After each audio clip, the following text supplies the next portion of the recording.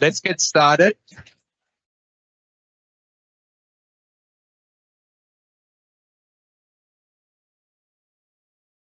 Tēnā koutou katoa. Good afternoon and a very warm welcome to Te Whare Wānaka or Aoraki Lincoln University's Excellence Series. This is the biggest turnout we've ever had. Pretty much every seat is taken, which is an absolute record. And I think a big testimony to our speaker,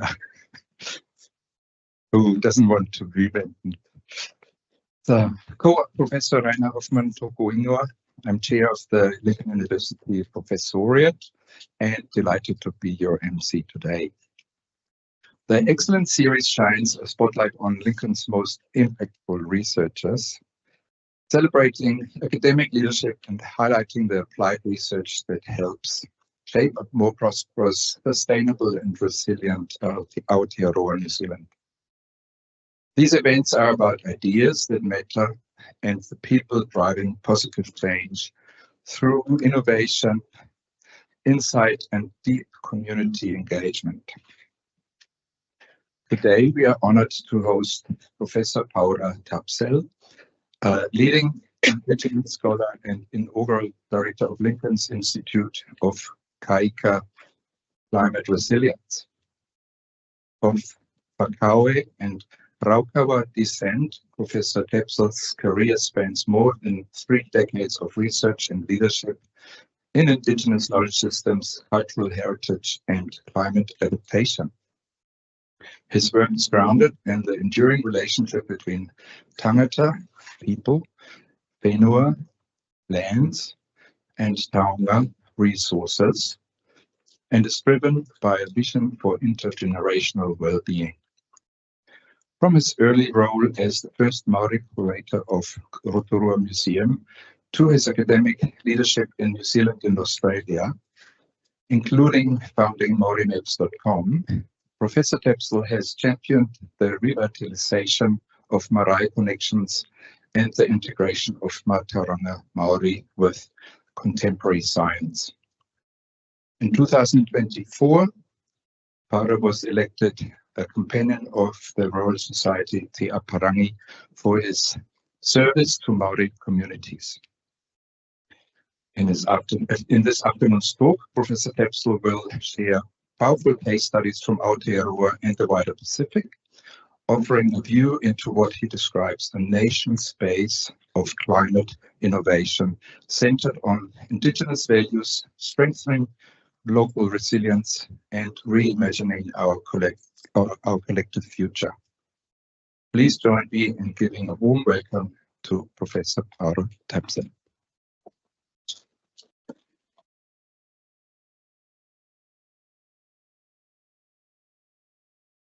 Kia ora reina. Ko te mea tuatahi, ko te whakahoro e te atua, ngā mea katoa e honga mō na whakahui mai nei tātou o tēnei rā. Ai tō ai maha o tēnei whenua, haere, haere, haere, haere tāpiti nui, tāpiti roa, tāpiti pāmomo I te honu wai. Nā reina, ke te mano o te whenua, o te pautu, tēnā koutou. Ka nui kia koe e te rangatira, tēnā koe a tēnā koutou. Nā reina, e ngā reo, e ngā mana, e ngā mātā waka, nau mai haere mai ki tēnei. Rangahau o tuku whakapapi. Nā reira, ko pai mai nei ki tēnei hui ngā ki te whiri moroni ki taki a wangi mea tāka. Tēnā koutou, kia ora hui mai nei tāka whuri. Kia ora. That's my way of being unnervous. It's not often you get to speak in front of your peers about your own research. It's a lot more fun sitting there and listening to someone else. And I'm just looking at Robin right now, and I really enjoyed your talk not so long ago, and those big shoes to follow.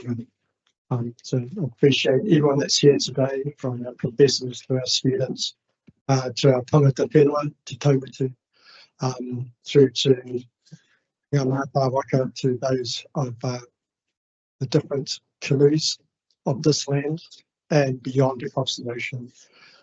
for the nui a kiwa. I've got half an hour to talk and I'm using it up, babbling away.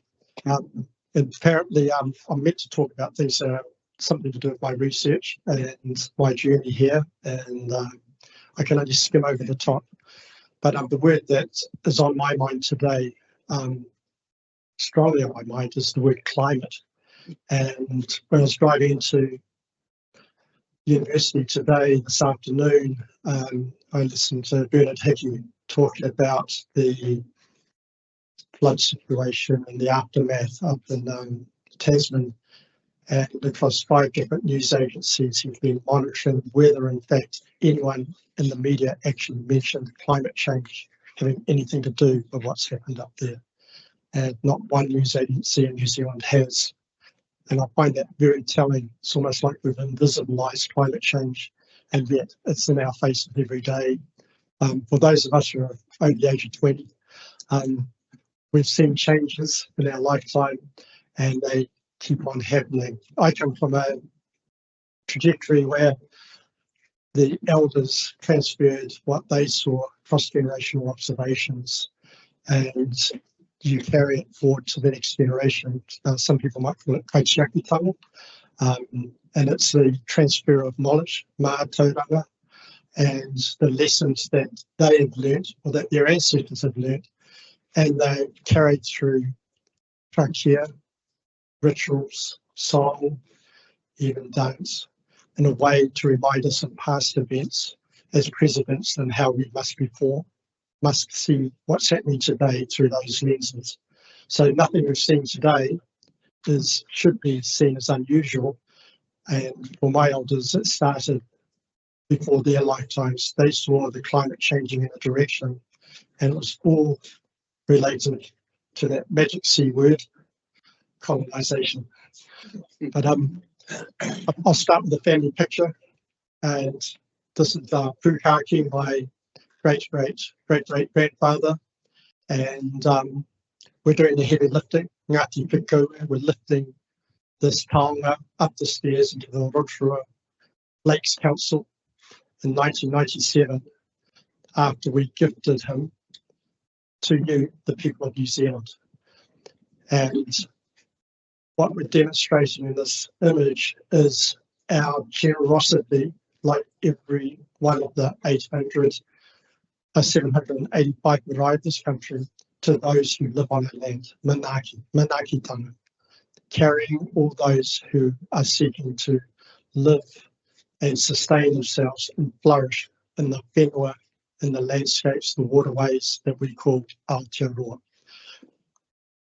Each of these marae catchments have their own particular unique biodiversity and their own matrix of engagement with the environment. And in this case, like many other cases, the taonga represents that relationship. So Pukaki, a carving that was created in 1836 after an ancestor that lived in the 1700s, who came from a trajectory, a genealogical trajectory that was associated with where I grew up, and the story that many of you might know about, Henemon Tūtanikai. And in the bottom left there is the famed kōwauwau, the flute, that was played by by Tūtanikai that lured Henemon to swim across the lake. And eventually their union not only stopped the war, but created our tribal whakapapa, and there's over 10,000 of us today. Now those stories and the writers, a couple of my elders now passed on, transmitting those stories over, in some cases over the dinner table, and other cases it might be on the marae, but in all cases it's within the context of where the event occurred. So it gives it power, it gives it meaning, and then it links us, the descendants, back to our ancestors, the tangata, back to the landscape on which it occurred, or the waterscape, or the biosphere in which this actual event has happened, and it's collapsed into real time through the object itself, the taonga, that was present at that moment when that event occurred. And if that event hadn't occurred, I would be standing before you today. So where do our Kāika, our marae come from? Well, they're over 3,000 years old. They've travelled across the Pacific. They've been spaces of innovation and resistance as well as resilience. And they've always been a place where the political, economic, and the social discussions of the day were held. And when I grew up, the marae was referred to, the Kāika was referred to as the centre of the universe, a place from where we returned, from where our source of our identity, our whakapapa, belonged. And at home, the Kāika, the people that kept the fires warm, were always there to tell you off, to give you a hug, and push you into the kitchen and do the dishes, whatever it might be, but you belonged to a unit of people related by kin. And kinship is 24/7, whereas working at Lincoln University, it's an office job, and I'll go home after a couple of beers in about an hour's time. So this marae concept is more than just a piece of land or a building.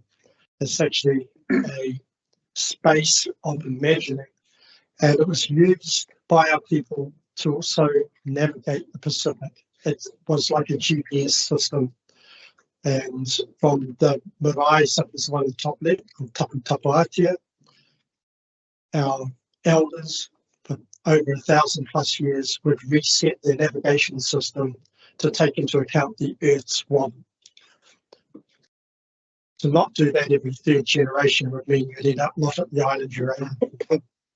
And below is a picture of our whare tupuna, Tangata Kapua, who's remembered as a leader on one of those great ocean voyages that brought Maori to this country over 800 years ago.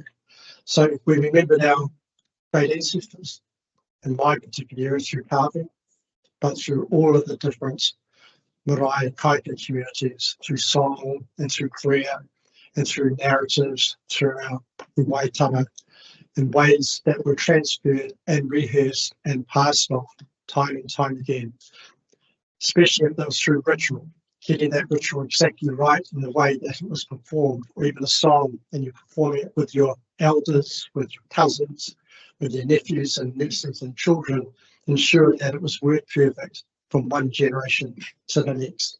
This is part of our knowledge transfer. The carvings themselves, the weavings, were mnemonic aids of transferring knowledge.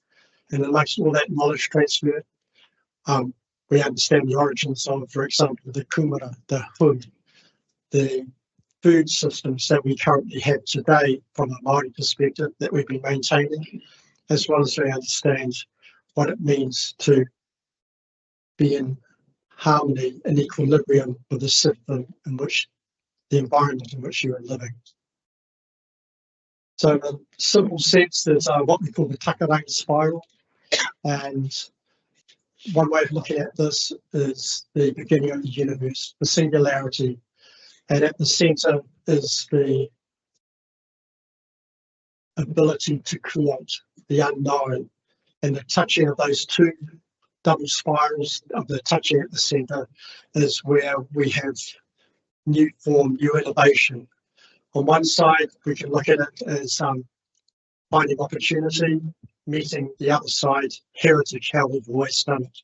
So it's that balance between opportunity and heritage, out of which innovation comes. And of course, we've got the ancestors passing down the lessons that we live by today, but we also have the descendants today challenging what the ancestors saw and adding to that corpus of knowledge. In a word, we can call this Māori, which is an energy system of understanding the universe from a Māori perspective, cause and effect.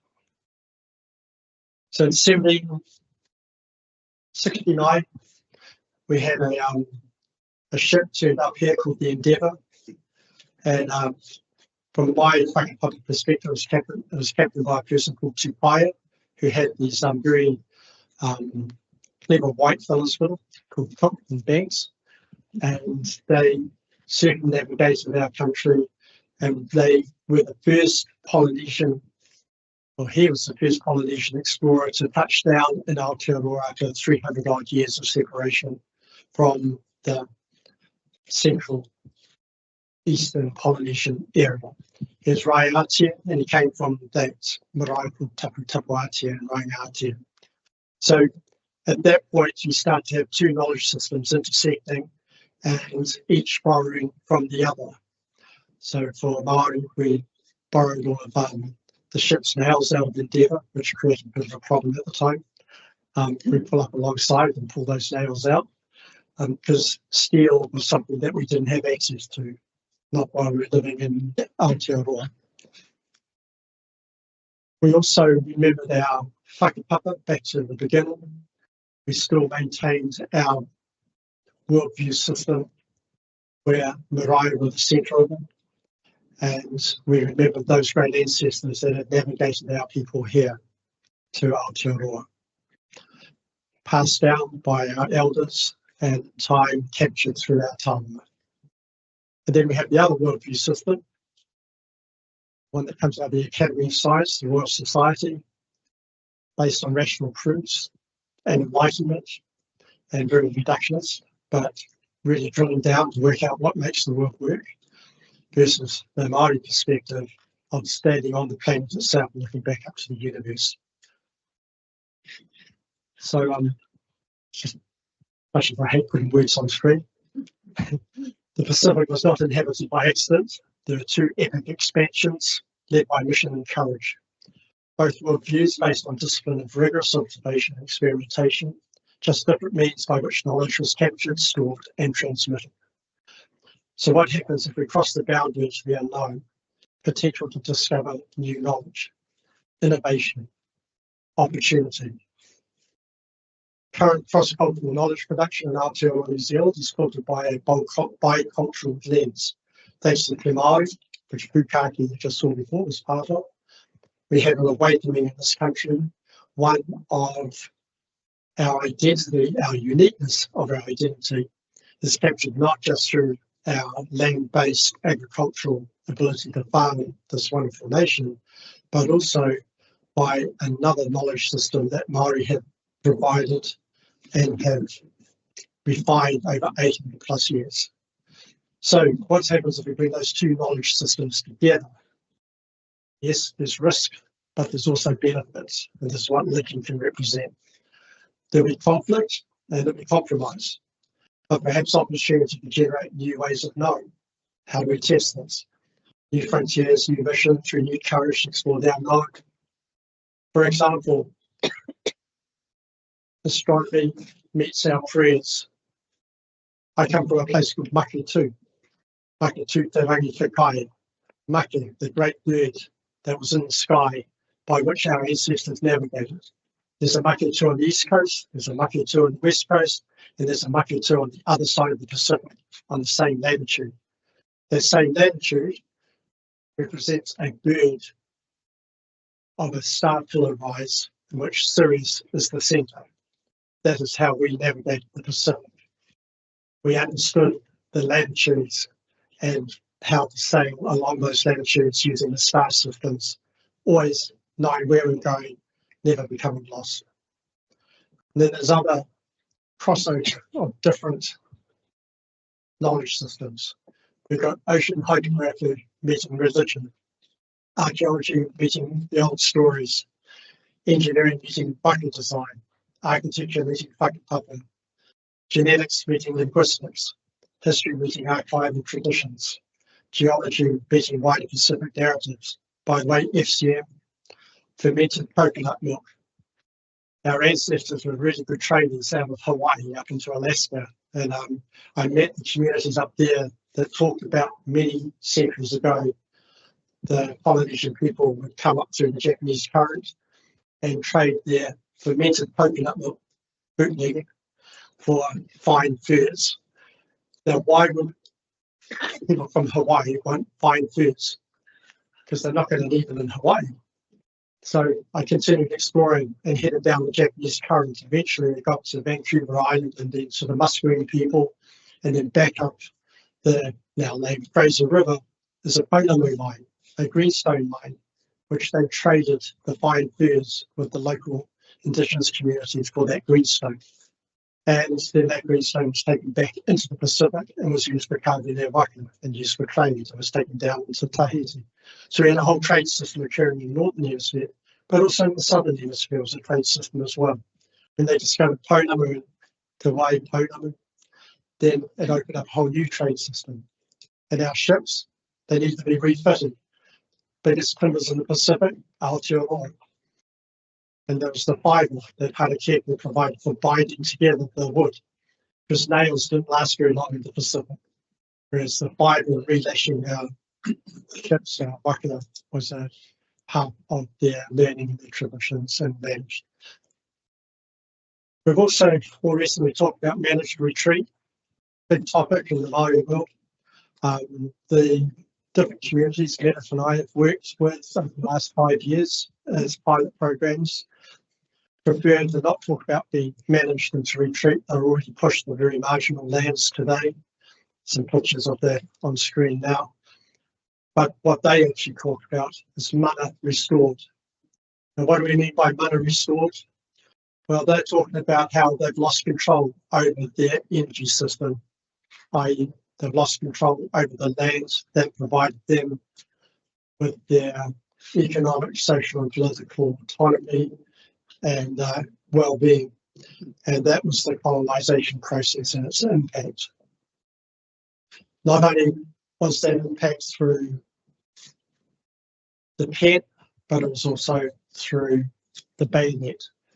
And for example, the Waikato civil wars, I always love saying that to my students, that we did have civil wars. We had British fighting British under the Treaty of Waitangi. If you look at Article 3, we were all British. Māori fighting Māori, Māori fighting British, English descendants fighting Māori. So we have our own trajectory of national identity that has been based out of blood. For our whakapapa, on the left is a portrayal of my great-great-grandmother who was bayoneted to death along with her daughter at the Battle of Aoraki on the 2nd of April 1864. But she didn't die in vain. Her lessons to us today was one of her being on the battlefield, giving water to the fallen soldiers and Māori that had been injured and were dying. And it was just unfortunate at the end of the battle that the British decided to kill all those that were still left behind during the conflict, and by which very many and his forces fled. So we commemorate that, and we remind our nephews and nieces and grandchildren that she died showing her rangatira, showing her aroha to humanity. And then on my other side of my whakapapa, I have this grizzly fellow, my great-great-grandfather, who led one of the most untold battles in this country. More people died in this one battle than all the other battles put together at a place called Te Whare. And his willingness to die for his people was a testament to what it actually means to be in service to your people, what rangatira really means. Something that we still talk about today. And here's that same place. Down the bottom left, that picture is of my grandfather and his brothers digging a massive channel through those wetlands that made up our area of Makatu after he came back from World War I, where he was badly injured at Gallipoli. And he returns to find that the government had given, under the Settlement Soldiers 1915 Act, lands by ballot to those Kāika who fought alongside his very own lands that had been part of his whakapapa for 800 years. And to put food on the table for my father, they had to dig those drains, dig those ditches that are today part of what makes up our wider territory. And this is what it looks like every time it rains. The forest that once used to be at the back of our estuary and the wetlands that have now been drained into farmland, dairy, all our fine wine is poisoned, and there's yet just one story of many throughout the country. So here's a backdrop, and we talk about it. My father, scientist, he even talked about it, the taniwha. It's a metaphor for awakening something you can't put back to sleep. Once you awaken the taniwha, there's consequences. And in this case, we have consequences. We have our children who no longer have protein from pack and save because their parents can't afford it. The one place they can get protein is from our estuary, and they're still eating that kai, that shellfish that comes out of those airport saturated waters.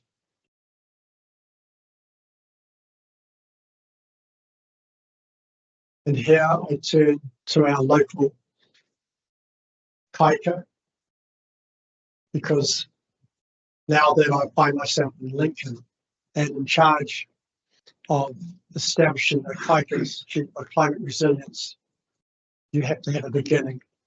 In the beginning, needs to start at ground zero, and ground zero right now is with Taonga. And it's with them that I look forward to building the Institute so that it can then go outward. So simply to be a world-leading Institute of Climate Resilience and Innovation in service of Kāika, and to provide the research capacity to assist Kāika restore their money in today's uncertain future. As my auntie used to say, whakanahia ngā taonga hei whakaora I te tāngata, ngā koutou I whakaora te whenua. Use the resources to heal the people, and you will heal the land. So impact, scholarship development, mātauranga capacity development, collaboration successes, internally, and externally improve the environmental, social and other outcomes, low carbon solutions, all those things that we all know about, but how can we actually bring in a Māori value system to support and find innovative ways to execute them. So just a quick diagram of those relationships to Taonga at the top, and then with the assistance of the Institute, spreading influence and potential for innovation through Lincoln University. Back home, this is our local forest, the Mokai Haha, that hasn't been devastated by our farming practices of the Bay of Plenty. We still have species and subspecies there that you can't find anywhere else in the world, pharmaceuticals included. And then we have today, so in the top right, that's after the 1 year on, after the flooding up in Hawke's Bay, Cyclone Gabriel. Top left, a week ago, up in Tasman. And bottom, 100 years ago, in Hawke's Bay, Gisborne area. So these things have happened in the past, and they'll continue to happen. The only difference is they happen faster, and for Māori, they're no longer in places that made sense. They're actually in places where they've been forced to retreat. So by finishing off my latest research with Manata has been on kumara, and looking at the kumara narratives and what those narratives from the old people can tell us today, from navigation across the Pacific into Aotearoa, and how settlement and how we've continued to be innovative around the idea of what kumara represents. And Manata's dad, a bit embarrassing from him, and our son Pierre. But this is one of Manata's uncles had this wonderful turn of phrase. He had two poro tēnei. When he described what was happening to our people, now growing up in the cities, away from their kāinga, away from their Kāika, away from their marae. We're into our fourth generation now that have grown up urban. And with each generation, they're becoming more and more distant from the very source of their identity, the marae. And bringing our young people back, whether it's via physically or via Māori maps or in other ways through kapahaka, is critical to us maintaining our knowledge system. If we fail to do that, the knowledge system becomes something you read in books, not something that's transmitted through oratory, through being there in the kitchen with your aunties washing the dishes.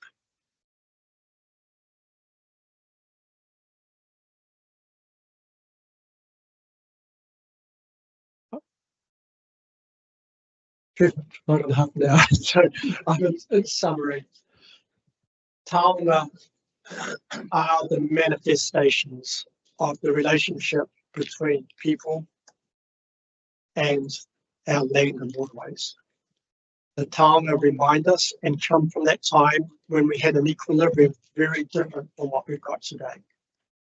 Do we want to return to that equilibrium, or do we want to embrace that equilibrium and find a way to assist those species that we've travelled through time with to be able to adapt and integrate before other pathogens and exotic species take over?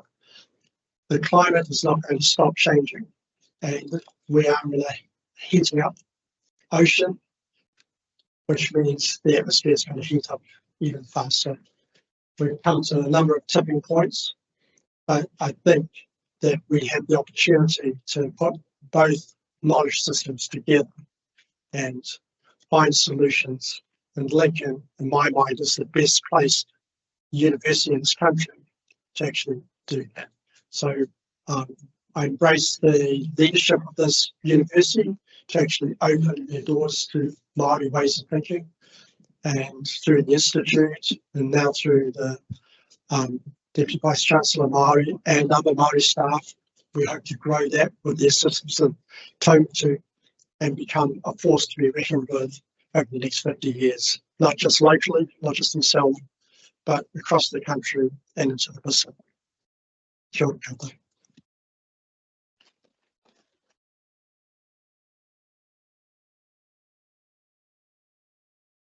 So much, Paora, for an inspirational talk.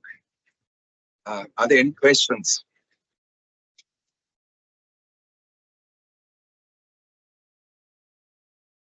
Yeah, I was just really interested.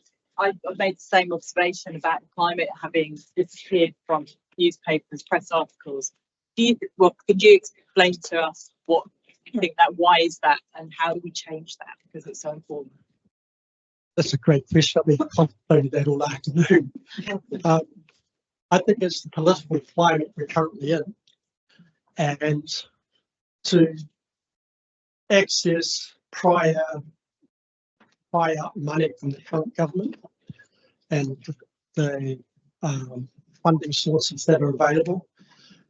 It's climate change. Mentioning climate change is a bit like mentioning Māori at the moment, and they're not the flavour of the month or this election cycle, whereas 3 years, 6 years of the previous government, there was something that, if you mentioned that, it was part of what you applied for. So I think we're in a political cycle at the moment that's mirroring the United States, where anything to do with climate has been obfuscated. And as Bernard Hickey pointed out, most of the journalists that used to be funded within the newsrooms of New Zealand to do climate change have either lost their jobs or have had to adapt to reporting other things. So, what can I say? Vote differently next time. You touched on managed retreat and mana restored. Could you expand on that a bit? The whole issue of being really attached to one piece of whenua and having to leave that whenua. How do you navigate that? Another great question. When I think of and see mana restored, I'm reflecting on how our people since the 1840s when they signed the treaty or they went into partnership with the Crown, believing that they were going to be part of the future of the development of an idea called New Zealand. Then they were pushed further and further to the margins. Our marae were generally where you've got cities and towns today. And there's not very many cities and towns that still have marae at their centre. The majority of our marae can push to the edge of the ocean or to susceptible lands, river floodplains, or back up into the hills, away from where most of the energy used to be, their proteins and their carbohydrates, their fibres and their building materials. And we're at the moment got 182 marae in the country that are at sea level at high tide. So one of the marae we were working with in the last 5 years, every time there's a king tide and a low pressure system, the water goes through their living rooms. And everyone turns a blind eye, they just sweep it out, and since the tide's down, they're back in the house again. And that's a community of about 30 homes. So for them, they're in a 70-acre reservation, and mana restored for them was to be able to return back to their original park community landscape as well above sea level, and was very closely positioned next to a river with the forest behind them, and they had access to plentiful resources. At the moment, even though they've gone through a confiscation of 60,000 hectares in the 1860s to down to 70 acres of their own land, they will still not say a bad word about all of their British settlement descendants who are making billions of dollars on their land with kiwi fruit and avocado, because they still believe one day their mana will be restored. And the only people who can restore their mana are those waking up descendant of those who took the land and believed that the Māori didn't want it. And that's just for one region. 182 different marae communities looking to restore their mana and to be part of future New Zealand again. They just want to be included. They want the same things everyone else wants.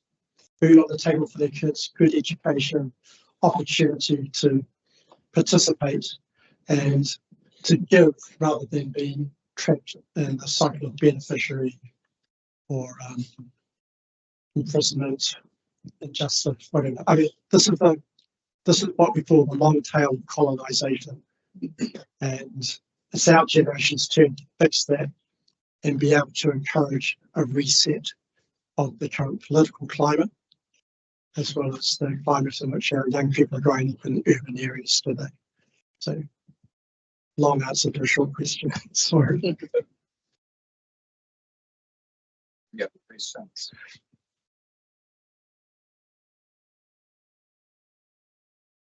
I have one.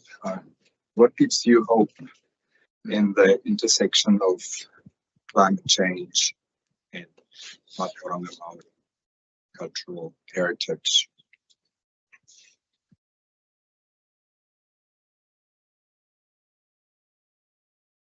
When I look at our Taonga, it reminds me that every generation goes through a crisis.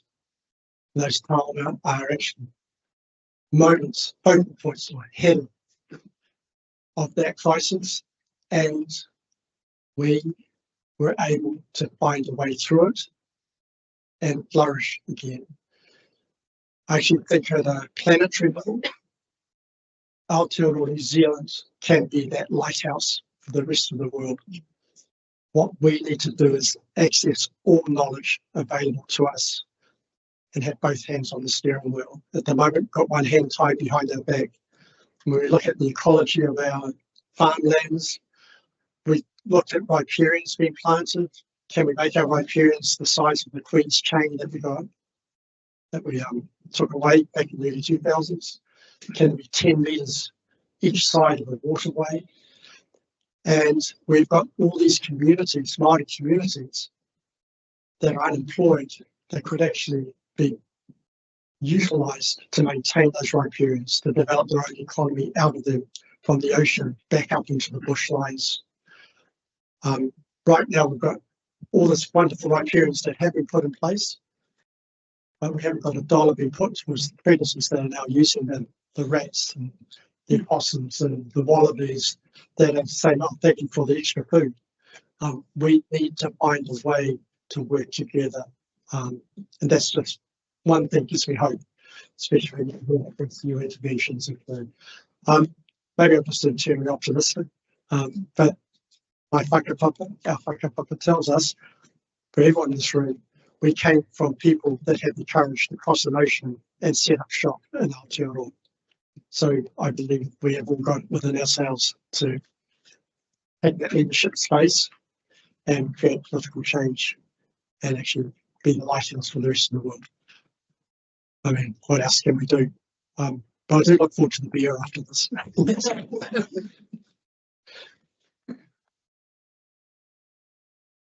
There's no more questions. Ka piti hono tātou hono te hono mate kipa hono mai. Ka piti hono tātou te hono kia tātou. Tēnā koutou, ka hui hui mai tātou katoa. Kia ora tātou. Thank you for your time.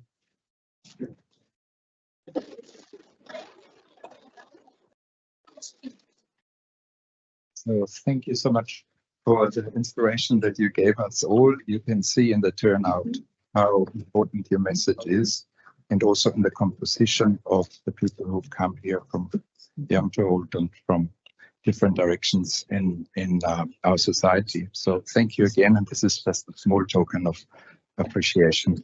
Thank you so much.